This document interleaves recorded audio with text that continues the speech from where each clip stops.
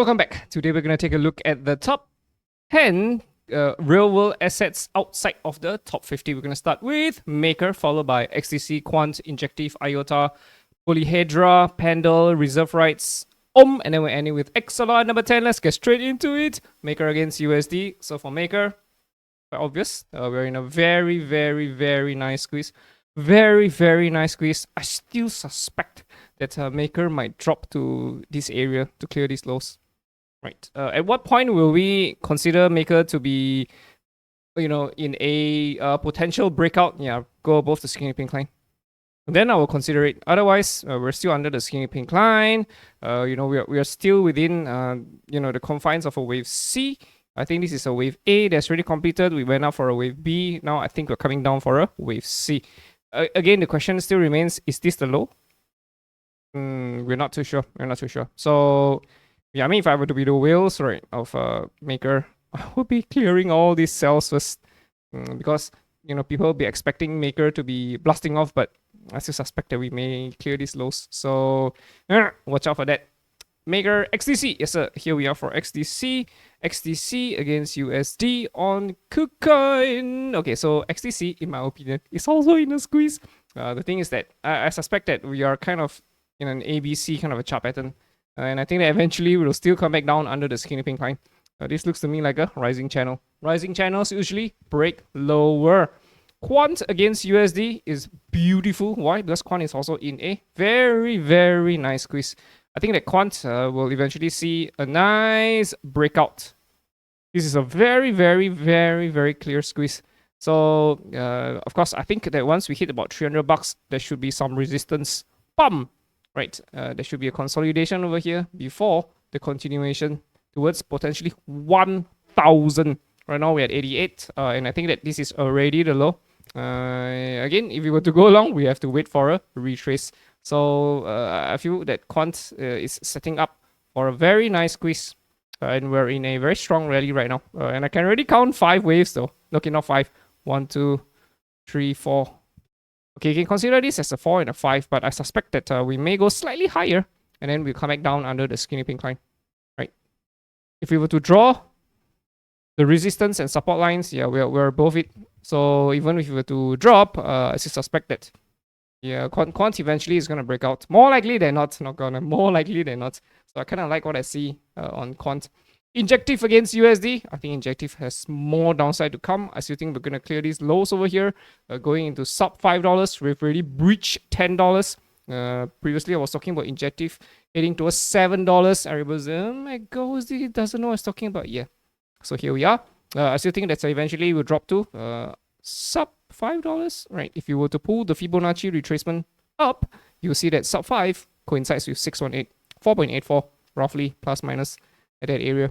So the expectation is for Injective to hit towards this noisy area and then see a strong rally. Whether if this is the bottom or not, we're not too sure, but there should be a strong rally coming on for Injective once we go sub $5.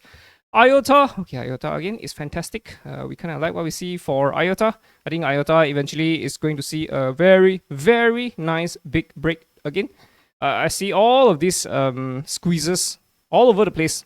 Quant, IOTA, Maker, alt season will eventually come. If you look at Bitcoin dominance, right, we're still anticipating Bitcoin dominance to come back down here under the skinny pink line. This is true alt season. We're still anticipating that.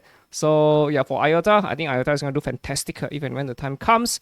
We have a target over here at 850, and then another one is at $24. But we'll take things one step at a time. I suspect that there will be significant resistance at this area, and then there will be significance at about $4 and about 150. Yeah, somewhere around plus minus 150 and $4. There should be significant resistance, right? Before we break above the all-time high here of $5. So IOTA has been in a very big accumulation for like 2,000 over days. So if and when it breaks, right, I suspect we'll be going past 24 though. We may go close to $100 potentially. But again, let's not talk about that. Let's talk about reality. Reality is right now, IOTA, so okay, saw a spike over here.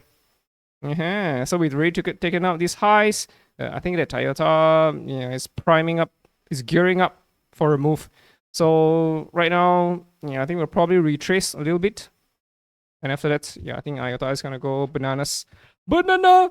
ZKJ USDT. Where we, okay, let's look at it on Gates. Any was that? Yeah, no. No, we don't trade this kind of, it's heavily manipulated. You can see the squeeze here, right? Bam! And yeah, nope, rising channels usually break lower. So ZKJ is a no-go. Pendle, okay, so Pendle looks to me like it's also in some sort of an accumulation, right? Pendle USDT on MACD, and it's the same thing. Right, we are under the skinny pink line. One thing to watch out for. So potentially we might still drop lower to like maybe 150.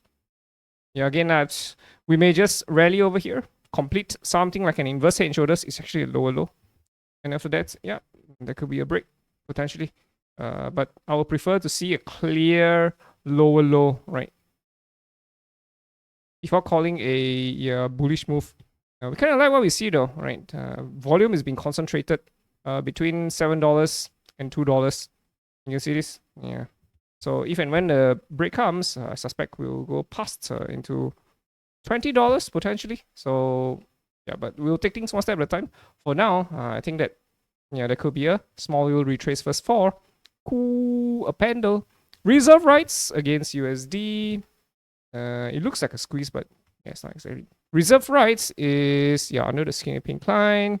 This is quite a weak rally.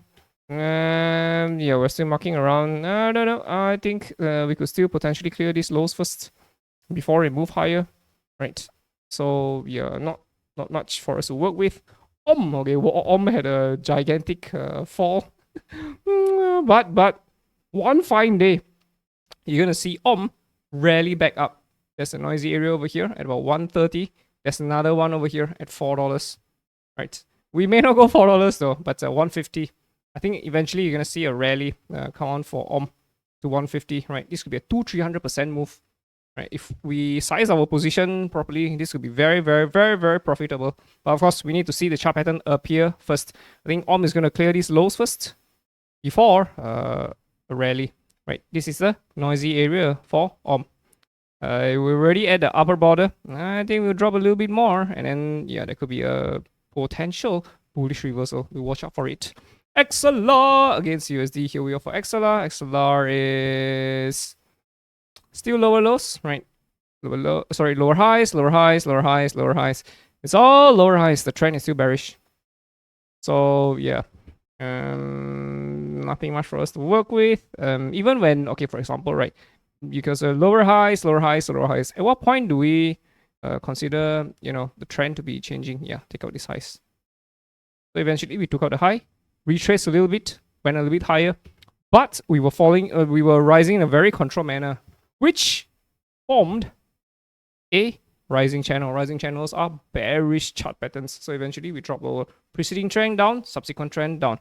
So even if you were to rally over here, if we form something like a rising channel, then the direction is down.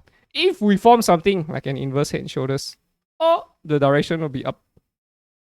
If it did, right? But yeah, not much for us to work with. If BTC drops, I think we'll still drop. Yeah, so trend is still bearish. So stay safe and be careful about rushing into a trade for XLR.